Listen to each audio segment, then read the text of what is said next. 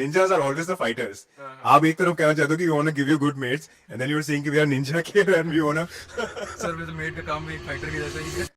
Welcome to second season of Funding Founders. Not just another startup event, but where founders, investors, and opportunities collide. An initiative founded by Maria Suri, Vipul Tyagi and Prateek Chauraria. यहाँ founder सिर्फ networking करने नहीं बल्कि अपने startup को pitch करने आए हैं in front of an incredible investor panel featuring Sahil Jindal, managing director at Jindal groups and co-founder at synergy labs, Tushar Gandotra, founder at X42 Venture Studios and JNK Angel Network, Saurabh Agarwal, co-founder at Angel Bay, Amar Dikshit, founding partner and CIO at Swift Seed Ventures, and Nilanjay Gurk, founding member at Wise Angel Network. और stage के सामने सिर्फ audience नहीं होगी. The room will also have angel investors, builders and people actively looking for the next big opportunity. Her pitch के and पर investors और audience दोनों स्टार्टअप्स को स्कोर करेंगे और उन्हीं स्कोर्स के बेसिस पर डिसाइड होगा कौन बनेगा the winner of funding founder season 2. This is not just startup event. This is where ideas get noticed, founders get discovered and opportunities become reality. Hello everyone, I am Ashish and I am founder of the Ninja Care. Ninja Care is a aggregator platform to find maids. अगर आपके घर में कोई maid आ रही है and then suddenly वो गायब हो जाती है, then you have no options to find a maid instantly. So that's where we come in. हम लोग जो है वेरीफाइड मेड्स प्रोवाइड कराते हैं. हम लोग आपको 30 मिनट्स में मेड्स पहुंचा देते हैं घर पे. एक टू साइडेड प्रॉब्लम है. कस्टमर को नहीं पता कि जो मेड उन्होंने गार्ड को बोल दिया, किसी को बोल दिया, धोबी को बोल दिया एंड वो आपको घर में मेड प्रोवाइड करता है. बट आपको ये नहीं पता कि वो मेड प्रॉपर है, उसको कुछ काम आता है कि नहीं आता है, वो प्रॉपरली वेटेड है कि नहीं है, उनका पुलिस वेरिफिकेशन हुआ है कि नहीं हुआ है, बैकग्राउंड चेक है कि नहीं है. वो कोई भी हो सकता है. बेसिकली ये प्रॉब्लम अभी अराउंड 6 months बैक गुड़गांव में हुई भी थी. And then second problem is जो कि वो मेड्स के साइड का है, वर्कर के साइड का ट्रस्ट इशू, कि वर्कर को नहीं पता कि जिस घर में वो जा रहे हैं उनको किस तरीके से ट्रीट किया जाएगा, उनको प्रॉपर्ली ट्रीट किया जाएगा कि नहीं किया जाएगा, कस्टमर्स जो हैं वो उनको पे करेंगे कि नहीं करेंगे. बिकॉज वो फीमेल है तो उनके साथ और भी इश्यूज होते हैं, सेक्सुअल हैरेसमेंट का भी इशू हो जाता है.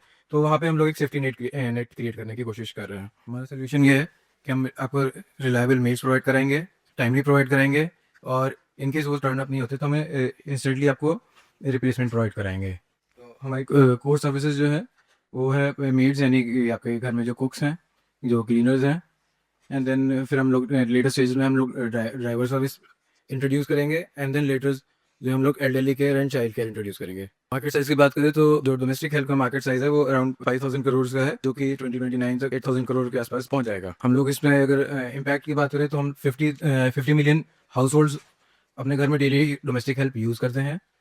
प्लस अगर हम बाकी सर्विसेज की बात करें तो हम लोग around 50 to 90 million people directly और indirectly household domestic help में इन्वॉल्व होते हैं. कॉम्पिटिशंस की बात करें तो इनडायरेक्ट कॉम्पिटिटर हमारे हैं जो लोकल जो मेड एजेंसीज वगैरह हैं, एंड डायरेक्ट की बात करें तो Urban Clap, Toronto and Snapdeal type के हमारे कॉम्पिटिटर्स हैं.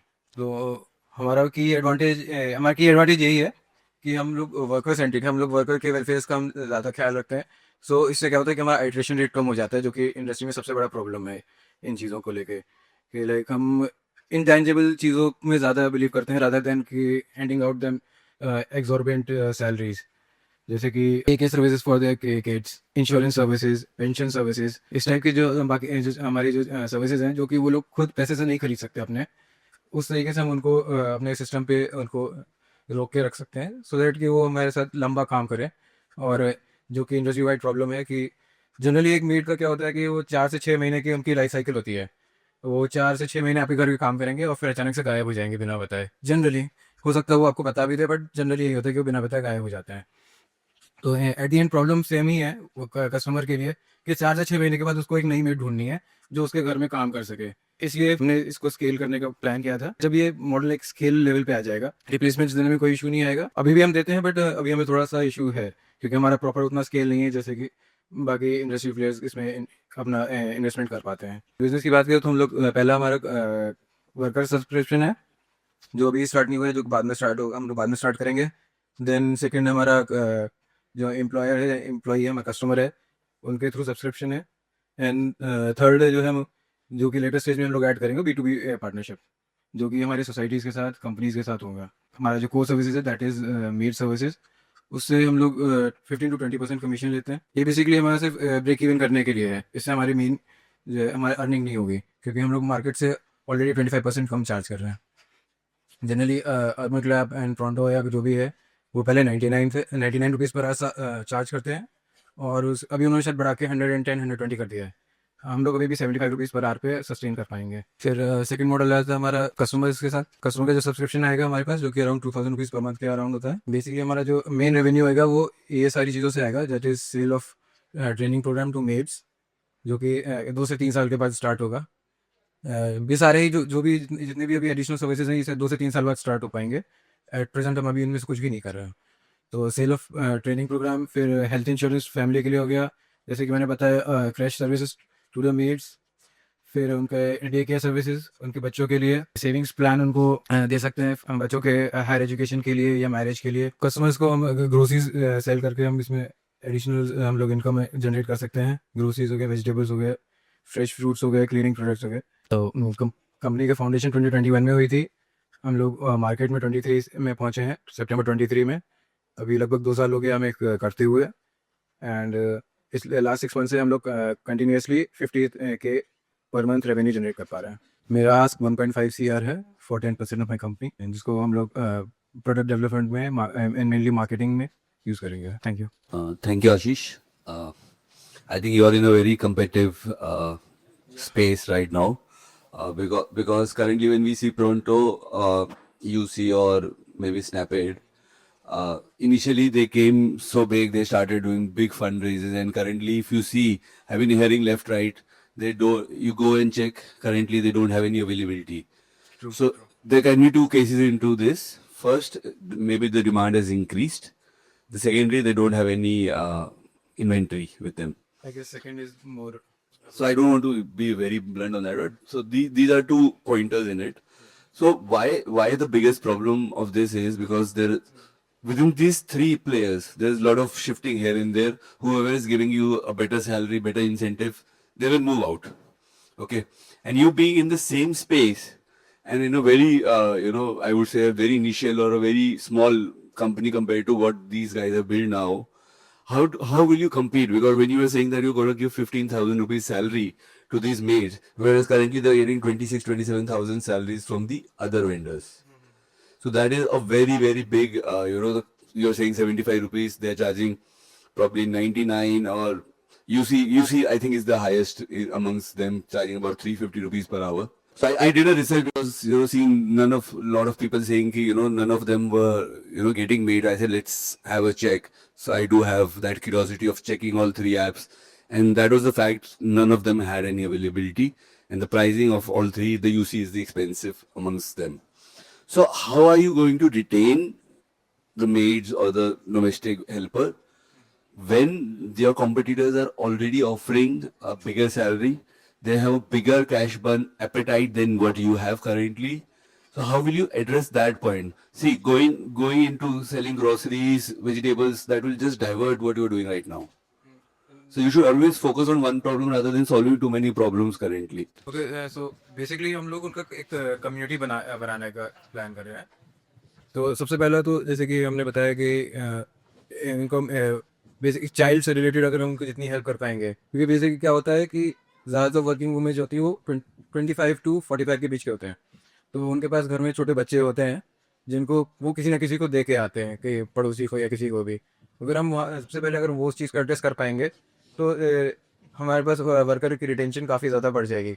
वर्कर फिर भी जाएंगे, ऐसा नहीं है कि जाएंगे नहीं, कुछ सैलरी के लिए जाएंगे। कुछ लोगों के पास जैसे कि उनकी आदत होती है 4-6 महीने काम किया, उसके बाद लाइक कि अब मुझे काम नहीं करना, हम थक गए, या हमें घर में शादी है, जो भी है, तो वो जाएंगे। बट रिटर्न पे वो हमारे पास ही आएंगे, क्योंकि ये सारी चीज़ें कोई और नहीं दे सकता। एंड सेकेंडली हमने ब्रूमीज के साथ और अर्बन क्लैब के साथ दोनों के साथ देखा है कि जब वो स्टार्ट हुए थे तो वो 30,000 रुपीज़ पे कर रहे थे।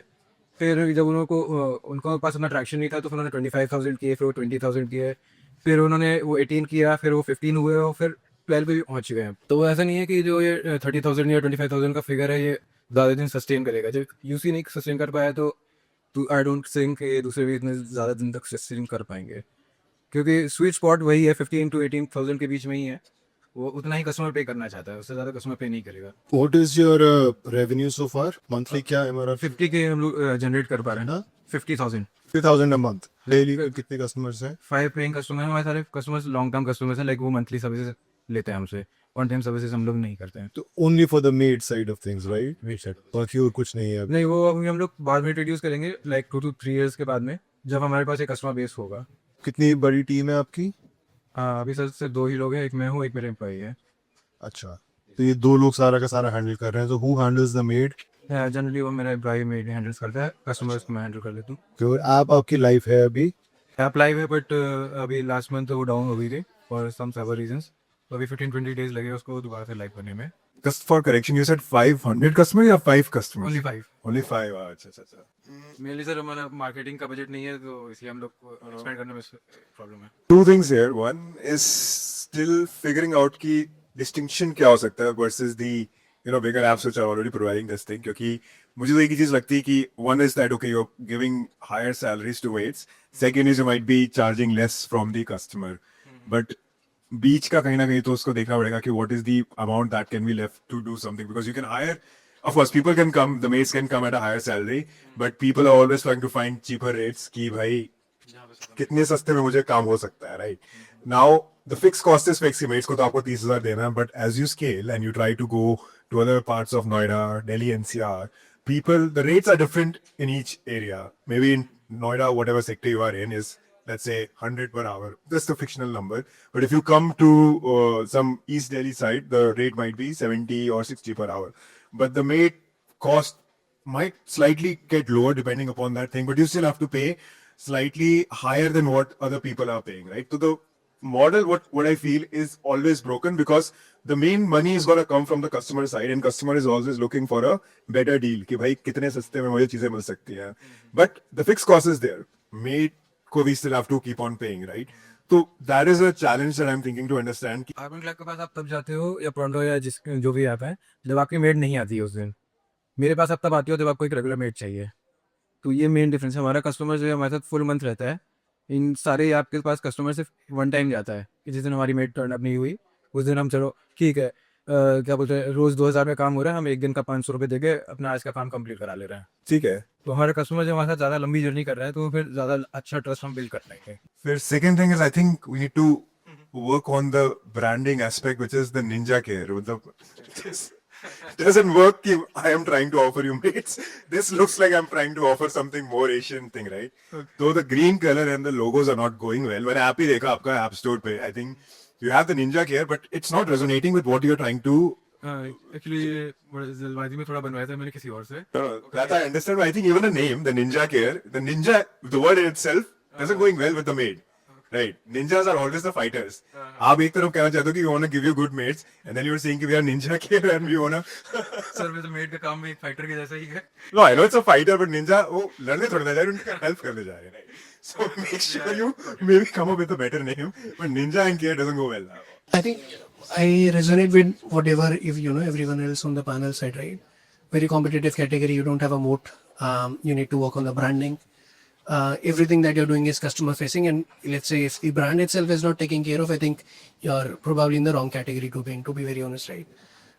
You'll need to work on these things. You'll probably also need to identify which all unique markets you would want to start first, right? Because all these major players, they are already targeting Delhi, Gurgaon, Bangalore, Bombay already, right? So if you want to create a differentiation, try going to a market which is, let's say, unexplored, and if at all there can be any business, if it can be done, it can be built around.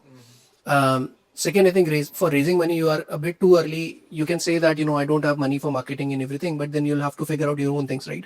If the investors, we don't see the early validation, if we don't see that, I don't think there's anything, worthwhile for us to invest our time in. This is my closing remarks. Thank you. All right, now it's our duty to vote. Please vote now. तो जल्दी जाके comment section में आप भी इनको 5 में से rate कर दो और बताओ अगर आप इन्वेस्टर की जगह होते तो क्या आप इन्वेस्ट करते। सब्सक्राइब कर लो हमारे चैनल को, क्योंकि हमारा भी यूट्यूब के पैसे से किसी स्टार्टअप में इन्वेस्ट करने का सपना है जो सिर्फ आप पूरा करा सकते हो। और अगर आप भी फंडिंग फाउंडर्स पे अपना स्टार्टअप पिच करना चाहते हो या शो को लाइव अटेंड करना चाहते हो तो बायो में दिए गए नंबर पर व्हाट्सएप कर दो। चलो फिर अगले एपिसोड में मिलते हैं।